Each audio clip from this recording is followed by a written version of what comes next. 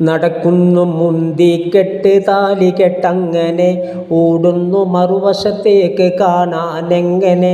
പല ആയിരം ചെലവുള്ള പീഠം മെച്ചമാ, അതിനകലെ നിന്നും കാണുവാനുള്ളുയരമാ.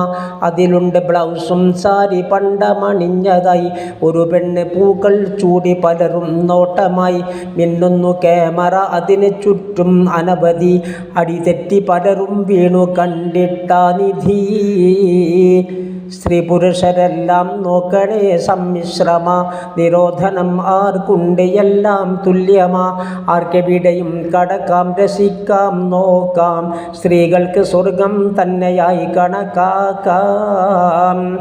ചുരുക്കി പറഞ്ഞാൽ കുഫ്രിയത്തടിഞ്ഞാട്ടമായി ഇസ്ലാമിയത്തടിപ്പെട്ട കാലം വന്നുപോയി. വധൂവരന്മാർ രണ്ടുപേരും ഗോതയിൽ, ഫയൽവാനവരും പോരാകുവാൻ മതി ഭാവിയിൽ. പരിഷ്കാരവും സംസ്കാരവും അതിലായി വരാം, അന്നുള്ളവർക്കിന്നുള്ളതും കുറവായി വരാം. പെണ്ണിൻ്റെ ലജ്ജ നശിച്ചിടും ഇതുകൊണ്ട്, ജനിക്കുന്ന കുട്ടിയിലും വരാനിടയുണ്ട്.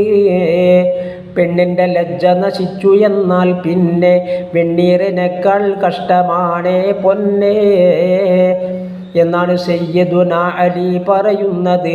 അതുകൊണ്ട് വെളിയിൽ വേണ്ട, അറയിലൊതുക്കിത് ചിറകിൻ്റെ കീഴിലൊതുക്കി മുട്ട മറിച്ചിടും.